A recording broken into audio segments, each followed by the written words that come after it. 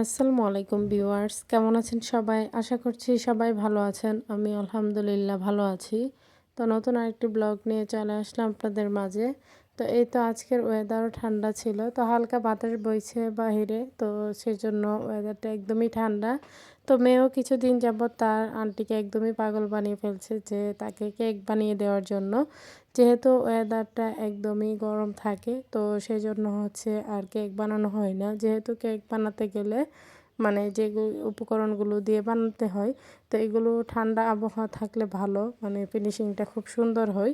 তো সেজন্য আর বানাতে পারতেছিল না। তাই আজ হচ্ছে মেয়ের আবদারটা পূরণ করবে বোন। তো সেজন্যই আর কি ওয়েদার ঠান্ডা দেখে ওরা আন্টি এবং বোনজি দুজনেই খুবই হ্যাপি। তো এদিকে যেহেতু দুপুর দিকে এখানে বাতাস বইতেছিল, তো আমি হচ্ছে ব্যালকনি থেকে দাঁড়িয়ে আর কি বাইরের ভিউটা উপভোগ করছিলাম। তো ভিডিও দেখতে দেখতে যারা এই পর্যায়ে চলে এসেছেন, শুরুতে লাইক দিতে ভুলে গিয়েছেন, তারা অবশ্যই একটি লাইক দিয়ে ভিডিওটি কন্টিনিউ করবেন।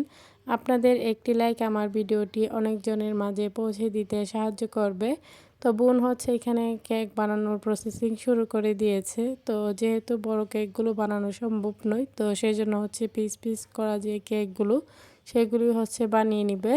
তো এখানে আমার মেয়ে হচ্ছে পাশে বসে সব কিছু দেখতেছিল, তার খুবই আনন্দ লাগছিল। আর বাচ্চারা কিন্তু তাদের মনের মতো করে কোনো কিছু পেলেই তারা খুব হ্যাপি থাকে।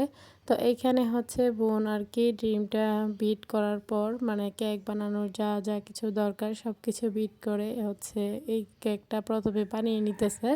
তো প্রথমে যে কেকটা বানানোর প্রসেসিং শুরু করে দিয়েছিল সেটাকে চুলায় দিয়ে, তো এরপর যেহেতু চকলেট কেক বানাতে বলেছে মেয়ে, তো সেজন্য সেটাও এখানে বিট করে নিতেছে।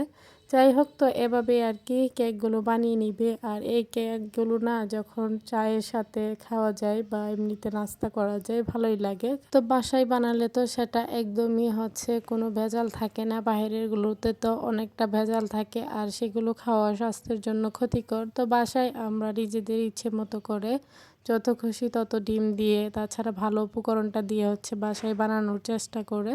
তো যাই হোক, এদিকে কেক বানানো কিন্তু কমপ্লিট। তো চকলেট যে কেকটা সেটাকে হচ্ছে চুলায় দিয়ে আর কি বাকি যে কেকগুলো আগে বানিয়েছিল, তো সেগুলো একটা বক্সের মধ্যে রেখে দিয়েছে। তো অলরেডি এখান থেকে একটা কেক খাওয়া হয়ে গিয়েছে, যেহেতু অনেকগুলোই বানিয়েছে। তো এখানে হচ্ছে আমার মেয়ে আবার সেগুলো দেখতে চলে এসেছে আমার সাথে। তো এইখানে তো এভাবে আর কি কেকগুলোকে কেটে কেটে হচ্ছে রেখে দিয়েছে, যখন যার ইচ্ছে হবে সেই জন্য খেতে পারে। তো কেকগুলো কিন্তু একদমই সফট হয়েছে আর আমিও গরম গরম খেয়েছিলাম, খুব ভালো লাগছিল।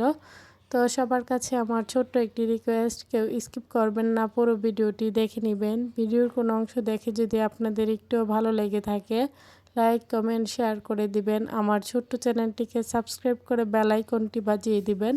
যারা নতুন ভিউয়ার্সরা জয়েন হয়েছেন তাদের কাছে যদি আমার ভিডিওর কোনো অংশ দেখে একটুও ভালো লেগে থাকে, সাবস্ক্রাইব করে পাশে থাকবেন। তো এদিকে হচ্ছে আর কি বোন বিকেলবেলা গাছ থেকে হচ্ছে আম পাড়বে। তো এখানে শিলপড়া একটা আম দেখেছে, সেটাই সে পাড়ার চেষ্টা করতেছে। তো যাই হোক, তো সেগুলোই এসে হচ্ছে আমি ব্যালকনি থেকে দেখতেছিলাম, তো খুব ভালোই লাগছিল। তো নিজেদের গাছ থাকলে এরকমই স্বাধীন মতো পারা যায়, আর অন্যের গাছ হলে তো সেটার দিকে তাকিয়ে থাকতে হয়। তো যাই হোক, এদিকে বোন হচ্ছে আমটা পাড়ার চেষ্টা করছে, যেহেতু লাঠিটাও ছোট ছিল, তো এদিকে ডালপালাও বেশি। তো সেই জন্যই জানি না কতটুকু আপনাদের মাঝে শেয়ার করতে পেরেছি। তো এইখানে হচ্ছে আমগুলো পাড়ছিল আর নিচে হচ্ছে আমার মা আর মেয়ে হচ্ছে দুজনেই নিচে দাঁড়িয়েছিল, যেহেতু আমটা আর এভাবে লাঠিতে লাগিয়ে নিয়ে আসা যাবে না। তো নিচে পড়া মাত্রই আমার মেয়ে দৌড়ে চলে গিয়েছে আমটা নিয়ে আসতে। তো সে হচ্ছে এই একটা আম পড়ার পর হচ্ছে সে সেটা নিয়ে আর কি দৌড়ে চলে এসেছে। তো মাকে বলছিলাম যে তুমি একটু দাঁড়াও, যেহেতু দুইটা আম পাড়া হবে। তো যখনই ইচ্ছে হয় গাছ থেকে আর কি আম পেড়ে খাওয়া হয়।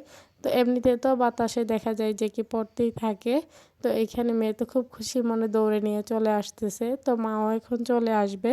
তো আমার মেয়ে এখানে এসে হচ্ছে দেখাচ্ছিল যে দেখো তোমাদের শিলপোড়া আম, আর এই আমগুলো না কেটে খেতে বেশ মজার হয়। তো এই তো আমগুলো হচ্ছে এখন রেখে দিব, পরে হচ্ছে বোন সেগুলো কেটে নিবে। যাই হোক, তো আমার কাজিনরা আসলে সবাই একসাথে বসেই খাই, খুব ভালো লাগে। তো মেয়ে হচ্ছে দৌড়ে এসে খুবই তৃষ্ণার্ত হয়ে গিয়েছিল, তাই সে এখানে হচ্ছে পানি খাচ্ছে। তো এখানে আমগুলো আর কি টেবিলেই রেখে দিলাম। তো ২টা আমের সাইজই বেশ বড় ছিল। আর এই আমগুলো খেতেও এতটা টক না, তাই খেতে ভীষণ ভালো লাগে। বেশি টক আবার খেতে পারি না। তো আগে একটা সময় খেতে পারতাম, এখন আর পারি না। তো ছেলেকেও নিয়ে আছি হচ্ছে বিপদে। তো ওর হচ্ছে কথা কি বলবো, মানে ওর শরীর অসুস্থতা একদমই কাটছে না। তো ও হচ্ছে আজকে ২-৩ দিন যাবৎ রাতে একদমই তার ঘুম হয় না। তবে আজকের রাতটা খুবই ভয়াবহ গিয়েছে। সে মানে একদম যে সারারাতই কান্নাকাটি করতে করতেই তার গিয়েছে। তো ঘুম তো নেই, মানে কোনো কিছু বলতেও পারতেছে না। আর হচ্ছে তার শ্বাসকষ্টটা এতটাই বেড়ে গিয়েছে, যার জন্য সে হচ্ছে খাবার-দাবার কোনো কিছুই খেতে পারছে না। আর ২ দিন যাবৎ তার বমি অবস্থা খুবই খারাপ। তো এরকম একটা সিচুয়েশনে আছি। তো সবাই দোয়া করবেন ওর শরীরটা যেন তাড়াতাড়ি সুস্থ হয়ে যায়। তো এমন অবস্থা তো আর দেখতেও ভালো লাগে না। তো যাই হোক, তো এখানে হচ্ছে আবার আম কেটে নিয়েছিল তো আমার কাজিন এসে, তো সেগুলি আমরা বসে বসে খাইতেছিলাম। আর মানে সেগুলি বলছিলাম, ছেলেকে নিয়ে অনেক কথা হচ্ছিল। তো বাচ্চাদের এরকম অবস্থা দেখলে না কারোই ভালো লাগে না, সবারই মনে অশান্তি লাগে। তো এইখানে হচ্ছে শিলপড়া যে আমটা, সেটাই দেখতে হলুদ লাগছে। আর এই আমটা খেতেও বেশ মিষ্টি ছিল। তো সবাই খুব মজা করেই খেয়েছিলাম। তো একদিকে বোন হচ্ছে ছেলেকে নিয়ে বসেছিল, তো বসে বসেই খাচ্ছিল, যেহেতু সে একদম শ্বাস নিতেই পারছিল না। তো এরপর চা বানিয়ে নিয়ে এসেছে, তো কাজিনদের নিয়ে বসেছি চা বিস্কিট খেতে। তো এরকমভাবেই আর কি সন্ধ্যার মুহূর্তটা কাটে আমাদের। তো সবাই ভালো থাকবেন, সুস্থ থাকবেন, আমার পরিবারের জন্য দোয়া করবেন। আশ্বিন স্যারকে দেখে সবাই মাশাল্লাহ বলে দিবেন। ছেলের জন্য সবাই মন থেকে দোয়া করবেন যেন তাড়াতাড়ি সুস্থ হয়ে যায়। তো সামনে নতুন কোনো ভিডিও নিয়ে আবারও চলে আসবো আপনাদের মাঝে। তো আজ এই পর্যন্তই। চা খেতে খেতে এখানেই বিদায় নিচ্ছি। সামনের ভিডিওর অপেক্ষায় থাকেন সবাই। আর সবাই হচ্ছে ফুল সাপোর্ট দিয়ে যাবেন, ভালোবাসা দিয়ে যাবেন। আপনাদের ভালোবাসা পেলেই এগিয়ে যাওয়া সম্ভব। আল্লাহ হাফেজ।